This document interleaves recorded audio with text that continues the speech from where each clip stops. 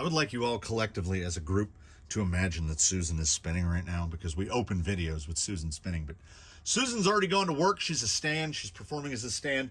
You recognize this. You know why you're here. You saw the thumbnail. We got two guys. We got the Savox SA1230SG, discontinued, replaced by the Savox SA1230SGP, which by every estimation is the exact same servo. They just basically copied the spec sheet and put it on that one. We've got the venerable Reefs 444, which is the first Reefs servo being tested here in the canyon. Both of these servos came in on a trade, and I figured perfect time to test them. I was going to do them in individual testing before I looked up their spec sheets. The Savox claims 416 ounces at 4.8 volts. Yes, we're digging that far deep into the crates where they were still making servos rated for 4.8 volts. This guy is rated at 4.8 and 6, so he will be tested at 4.8 and 6. The Reefs is rated at 6 volts and 7.4 volts and states explicitly in its item's description, do not apply more than 7.4 volts to the servo. And it says BEC might be required. So we're going to have to pay extra close attention to the amp draw on this guy over here. The Savox has an oddity. There's a little bit of an oddity. I don't know what this means. Savox Digital SA1230SG. Savox SA1230SG. Savox Digit 4096 cordless servo. Okay. I don't know. Does that mean that it's not a Savox? Well, everything it has on it says Savox, save for the one side that says Digit 4096. So I don't know. I don't know what that means. Nevertheless, we're going to power it up, and I can say right now, this is going to be a noisy boy, because that's what Savox servos are. I have yet to meet a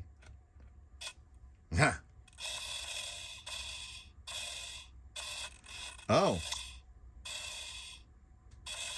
Interesting. This is going to be fun to do the pulls, because you hear it go and then watch. Listen.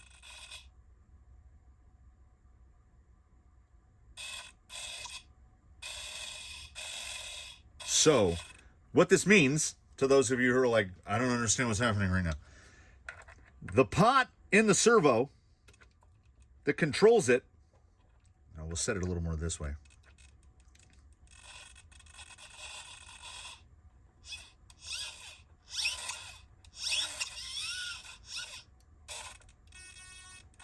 The pot in the servo only has a fixed amount of throw. Like I said, we're really digging back in the crates. So when we drive past whatever, like servos are rated for 90 degrees, 180 degrees, 270, 360, whatever they're at for their total throw, this old boy here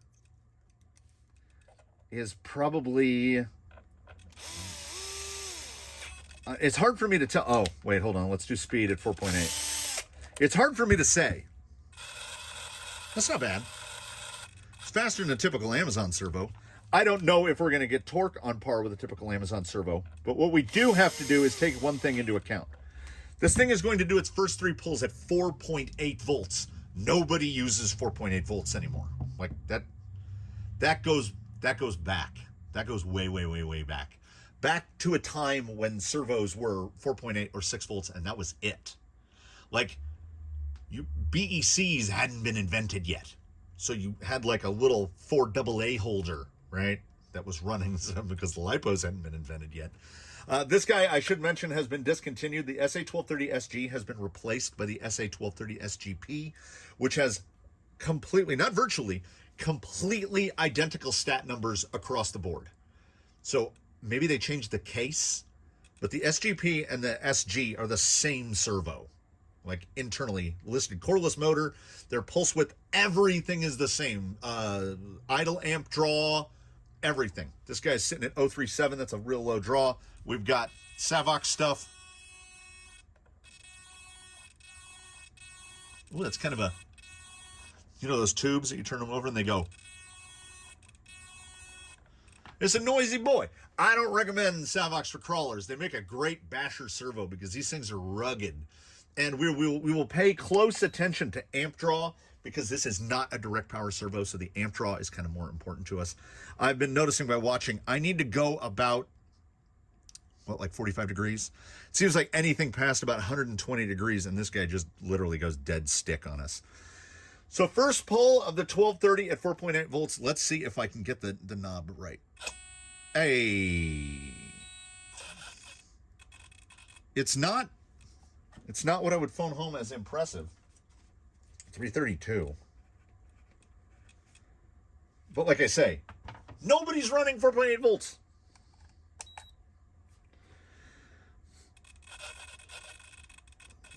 Let's get him right about there. I can't go too far on the wheel or it will just go dead. I'm sure at some point I'll do it on accident.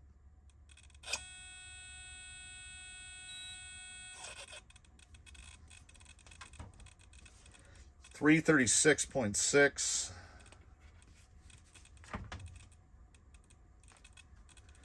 Make sure, like, are the amps? Yeah, amps are all the way up. Yeah, amps are cranked.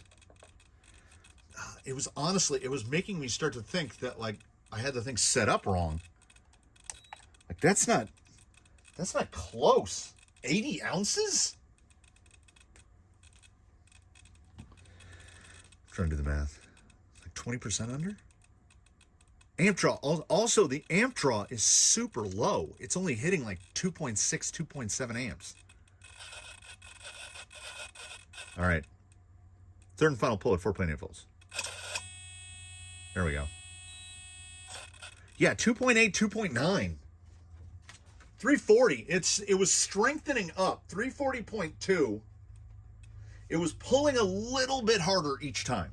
So the average over 3 pulls for the 1230, uncorrected, 336.3. And if when I say uncorrected, you don't know what that means, this horn does not have a hole at 25.4 millimeters, at 1 inch. But it is the most robust horn that we have located, double clamping using big old 2.5 millimeter screws. We've never managed to strip one of these out in any application. It is a beefy, beefy boy. So it has a hole at 24 millimeters, which is 92.5%. So we do a correction factor. We multiply that torque number by 92.5 to find the correction of what it would pull at an inch, just to give us a baseline number. But I provide you with both numbers because most people, 99.9% of people, are not running at 25.4 millimeters. They're running at 24 because that's where horns put the hole. So the 24 millimeter number of 336.3 ounce average, that's what you're going to be seeing in the real world. At an inch, it's pulling 311 ounces, which are 24.2 and 22.4 kilogram centimeters relatively. So the first one, uncorrected 24.2, corrected 22.4. But the correction numbers are really just to kind of check the manufacturer for the stats that they're giving us.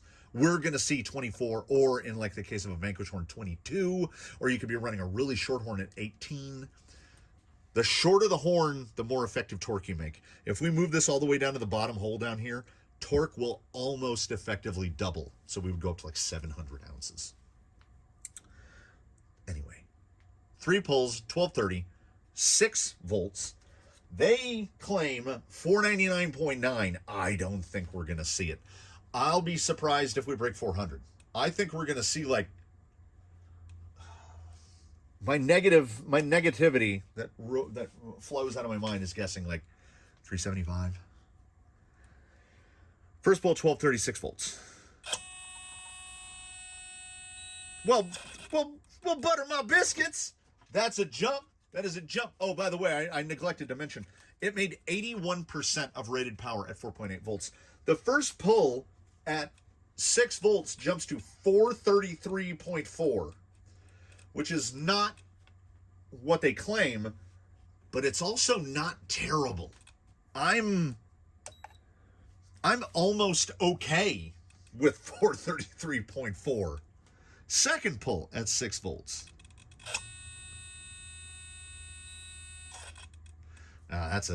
That is a drop. We're getting closer to what I expected. 392.6. But I was watching over here. We saw like 3.5 amps. Meaning this servo will run off of most any Like, you could run that right off of a 1080 and it would be fine. I still wouldn't because it's too noisy. Great for a stadium truck, monster truck, etc. But crawler servos need to be neither seen nor heard. And, I mean, it's orange and it's loud. Third and final pull at 6 volts. I'm going to watch the amps again. Yeah, like right 3.5. But really, I mean, hemorrhaging. 354. You know what? We'll give him a mulligan on that one because that's a drop of 20% between first pull and last pull. Amps maxed, 6 volts. Amps looked the same. The actual, this is your last chance, dude. Final pull for you. There we go. There we go. That's in line. I think there's a combination of factors taking place here. That combination of factors could come down to something relatively simple. Servo could be old. Servo could be a digit 4096, whatever that is. We averaged over the 3 pulls 404 ounces uncorrected, 373.7 after correction, which are 29.1 and 26.9 kilograms respectively. Not earth like I can feel like there's less tension in the air when the Geiger counter is turned off. Not earth-shattering numbers, but I have been running. This is ice cold. Like it is the temperature it was when it started. So it didn't feel that. Savox makes a lot of things. And their servos do certain things. One of them is that amp draw was great. 3.5, that gives me confidence. We do have a number of go fast rigs here in the Canyon fleet. And that 1230 will almost all but certainly be going into one. Because that amount of torque, like I've got something that's on a Rustler chassis that runs like a 16 millimeter horn.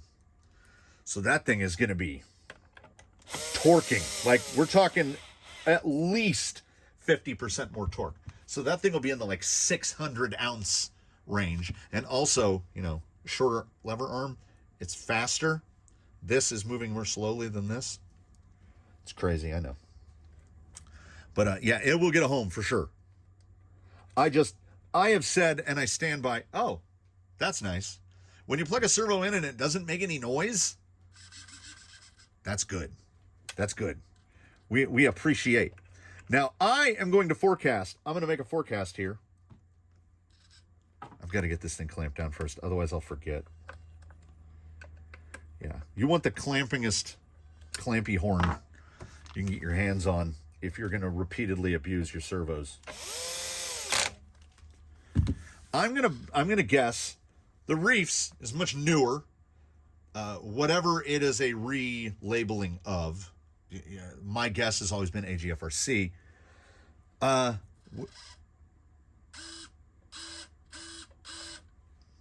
Yeah, see, it's not this, it's that.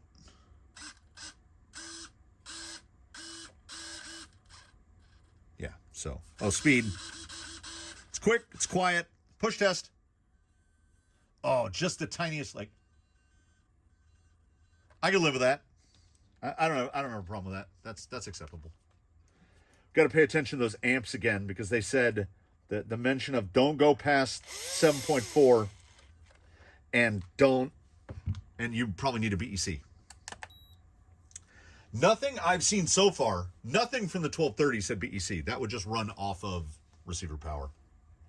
Most BECs now are a minimum of 3 amps. Most of the newer stuff is going to be 5 amps and will run that just fine. Like you pair an old 1230 that you got on the cheap to like that Hobby Wing 10, what is it, the 10BL120? Oh, you got yourself a combo. Like your short course truck, stadium truck, buggy, something like that. Great, great. Would I have paid $90 for it when it was new? I mean, I had to. I mean, that servo dates back to a time where you didn't have choices. Like Savox was newer. I mean, but prior to that, it was JR, it was High Tech, it was Sanwa, it was Futaba. That was what we had.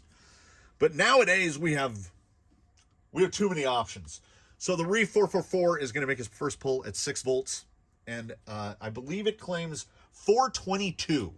So we're looking for 422, and we're looking for hopefully amps under 5.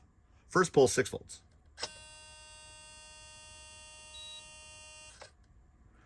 I saw like 3.5, 3.6. I saw this guy go real high. Like it settled at 443.2, which is solid. Like that's a real world number. This is called a Reefs 444, and it's 6 volts. It all uncorrected, but where we would be at 24 millimeters, it basically hit 444. So we're starting off on a solid foot already. Tear that. Second pull, was it a fluke? I don't feel like it was. Second pull, 6 volts. Little bit of a fall off there. 412. That's okay. 412 even. We're fine. Now, different servo dudes will do their tests in different ways.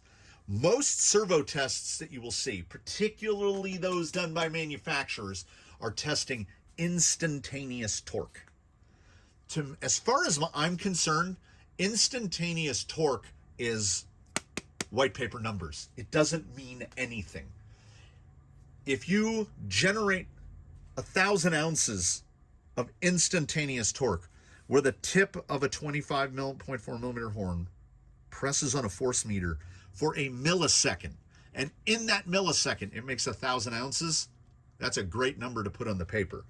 But what this little contraption of wood and metals and stupidity has put together tests stall torque. It tests what this servo can do, what this servo can hold for an extended period of time. So that 412, as far as I am concerned, whether it be ignorant or ill-informed or whatever, that 412 is more valuable than any number a manufacturer might provide me. It's genuinely a comforting feeling when a manufacturer says a number and then I run a servo stall test and that number comes out close, because that means that they're giving us a realistic number. Now, yeah, there are companies that are Rockford Fosgating us and saying, oh yeah, this makes 300 ounces. And you put it on the tester and it makes 500. But a lot of the times that 500 comes at a big cost with the A behind it. This guy didn't. It was like 3.5 amps. That amp number is probably going to jump at 7.4 volts, but we will see to what. As long as it stays in that neighborhood of 5, you don't need a BEC for it. But if you need a BEC for it, the cost of the servo and the cost of the BEC, you could just go direct power. Boy, that was a lot, wasn't it? Second pull, third and final pull. I forgot about the second pull altogether. Third and final pull at 6 volts.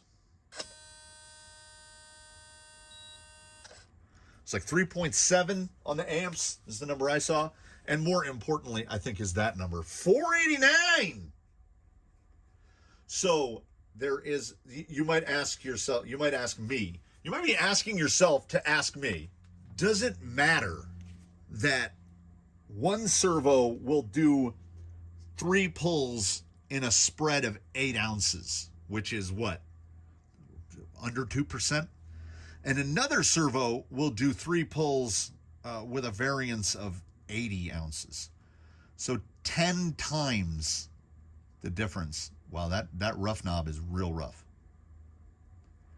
And in my experience, the answer to that is no. On the rocks, a lot of what happens here is you can't feel it. You don't know it's happening. It all happens invisibly. Because we're testing stall torque. And it's rare. It's a rare occasion that on the rocks you're going, let's go full throw to try to push ourselves. And even if you go full throw to push yourself, whoo, would you be able to tell from the movement of the vehicle whether it was pushing 410 or 490? I don't know if you would. Now, if it was pushing 200 on one and 500 on the other, you would really notice. But that kind of like 10-ish%, 10-15% variance in overall, it could come down to just the variance in the equipment, how fast the power rolled on. It could come to human error. It could come to a lot of things.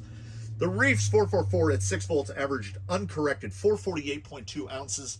That corrects to 414.6. Manufacturer claims 422. As far as I'm concerned, that made it. I didn't see an amp draw above 3.7. That's fantastic.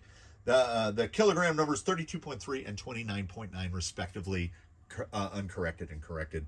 Those are good numbers. 30 plus kilos, that's a good number. I want to say that Reefs 444, like $90, right? It's about $90.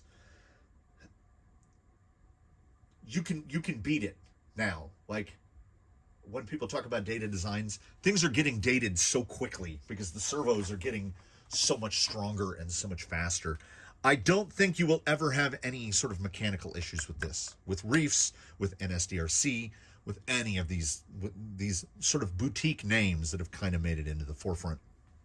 I just think that we're not going to get the biggest number out of here. They claim 444, and as far as I'm concerned, it's already made it. So there's a it's kind of cut off. Hit manufacturer target, yes, and this is the 1230. No, I will also do ounces per dollar, and at some point it might just pop up in the corner of the screen, because the thing that I look up, ounces per dollar, and the thing that's recording this activity is the same thing. So the Reefs 444 gets 3 more pulls at 7.4 volts. Let's fire it up. I'm really making an effort to pay closer attention to this, because honestly, in service, this number is every bit as important as that number. 7.4 volts, Reefs 444, first pull. I didn't look. I got too excited by that. 581. That's what I like to see. Because you're going to be running this at 7.4 volts. Whatever the upper number you're allowed to run it at, unless, now I really got to pay attention on pull 2, unless that number jumped to like 7 amps, in which case you're going to need a BEC. Generally, that jump in amps is pretty linear. Like, we've gone up 25%, so we might see a 25% increase in amps. So we should still be under 5. You all look for it. The editor already has it on the screen, but I'm going to find out right now. You'll find out before me. Isn't that weird? Second pull at 7.4 volts. No, as expected, it was like 4.5 amps. That's great. That's great. 552.3. We've already, like, it's killed.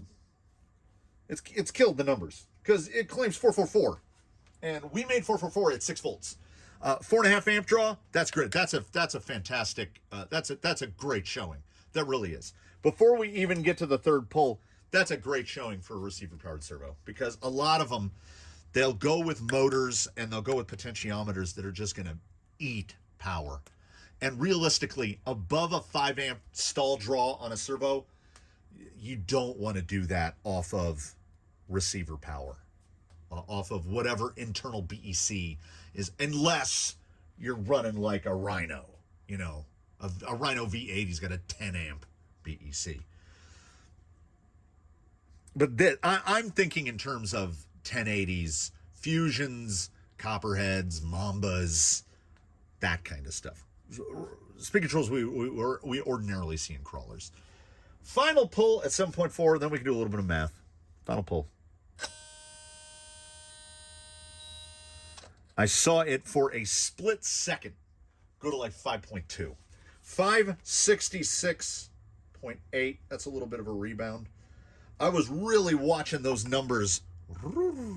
They were all over the place during that. So the Reefs 444 in his final 3 pulls at 7.4 volts, average 566.7 uncorrected. That corrects to 524. That is that right?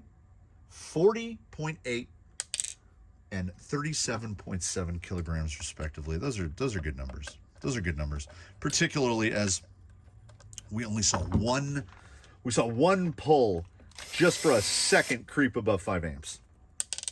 So like a 1080 G2 has a 5 amp BEC.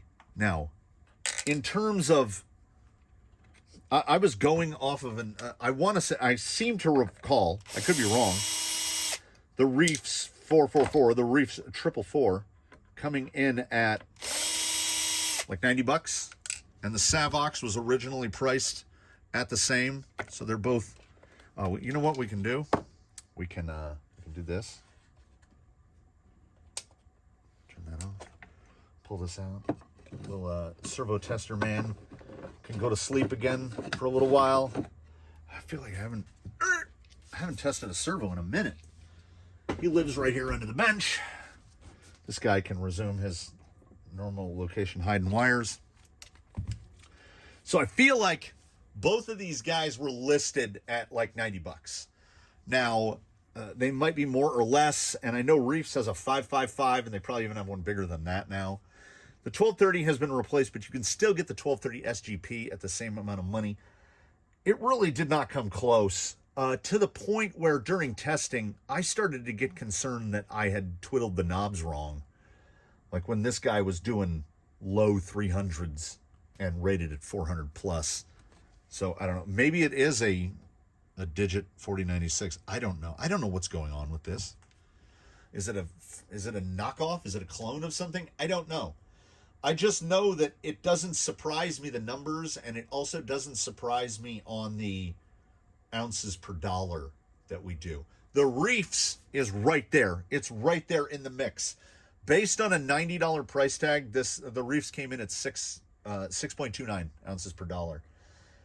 For reference, an MKS is 6.19. A Savox 1212 is 6.42. Like, they're all right in around that 6.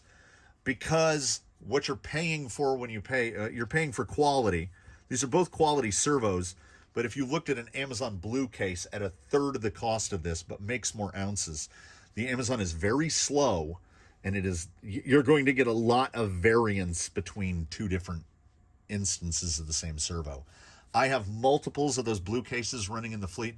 One of them in particular is very strong, like very, very strong. And it's not like the Pro or anything. It's just really strong and really fast. And I don't understand because you never know what you're getting. That one might just gone in the wrong box. It might be the Pro Amazon Blue case. I would say if you're picking one of these up at an RC swap meet or a yard sale or getting one of them on a trade as I did, this is a perfectly adequate servo, particularly for something two-wheel drive. Stadium truck, short course truck, monster truck, it'll do you great. You won't be able to hear it. You can probably get one nowadays, maybe $30, probably about the same amount that you would pay for an Amazon Blue case. And Savox servos are tanks. I still have, it's not a 1212. I have a 1212 in the fleet, but I have another Savox, a blue case Savox that has to go back a decade plus, and it still goes strong as day one. So you're getting a bit of what you pay for. It's just not going to be a torque monster, and it's going to be noisy. This guy, Reefs, has always been a question mark for me because you're paying sort of a premium price, and I honestly, no offense to anyone involved and no offense intended, but to me, just in a feeling, an opinion, I always feel like I'm being kind of gaslit. Like, they're just like, Reefs, that's the servo to buy. And I'm like, but why? They don't have any, like, I've been doing this a minute, and I have no recollection of them beyond X number of years ago. They just appeared, and then everyone was like, that's the one you should get. Do you know how many people have told me to get a Reefs 99 for micro servo duties? But why would I? Because an AGFRC A20 CLS is the same servo, but it costs $20 less. So I don't get it. That's a great servo. That servo is going to go into use. 566 ounces on a 24 horn. It's quiet. Amp draw never went above 5. That guy will probably get installed in a rig within 30 minutes of the closure of this video. Because I've got a servo. I've got servos that I could replace with that guy. No problem. And that will free up another cheap servo to throw somewhere else. You know, it's a great servo. But am I going to rush out and buy them? I don't think I am. Like, I'm more of a direct power guy. And I understand people have complaints because they say direct power servos will fall off in voltage as the battery voltage goes down. True. But the drop tends to be, let me see. Let me ruffle through some sheets here. Like, what is the difference between the lowest voltage and the highest voltage? So, if we go to the big boy, the big AGFRC, the A86 Bum W, the drop between its highest voltage test and its lowest voltage test is about 10%. So it drops from 1,000 ounces to about 875. 875 is still too much, and we're talking about something, now we're definitely talking about something out at the extreme. NSDRC is a 4S servo, so that's a tough one to call on that one. SA75. NSDRC SA75 differential in pull voltage between lowest and highest was around 5%. So, like, yeah, your battery's almost dead. You've lost 5% of your torque. Servo's already making more. Like, an SA75 is what I would consider to be a direct competitor to that, but the SA75 is a 3S direct power servo and was averaging right around just shy of 700 ounces for around the same money. So it's tough. It's tough. I know people like Reefs. I know a lot of, I mean, it is definitely, it's a beautiful servo, and it's all metal, and it's solidly built, and it just, I don't know. I feel like I'm paying for a premium that I'm not 100% sure what the premium is. Like I say, it's going into use today, but it's a soft recommend, I guess. It made its numbers. It's just, if it is indeed $90, it's expensive for what it is. If you get one used for $50, snatch it. Get it. Yeah, Savox, if you've got one laying around, you don't need to throw it away, but I'm not saying don't go out and buy an SA1230SGP. You can get a lot more torque. You can get a lot more speed for the same money. It just harkens back to a time gone by, kind of, for me. There you go. 2 servos in the servo test. Comment below. Tell me what I got wrong. That's what servo tests, man, brings them out. Tell me what I got wrong. Then do all the usual stuff like subscribe, channel memberships, etc. Oh, we're going to close with it. So instead of, welcome back, everybody. Thanks for watching, everybody. We'll see you in the next one.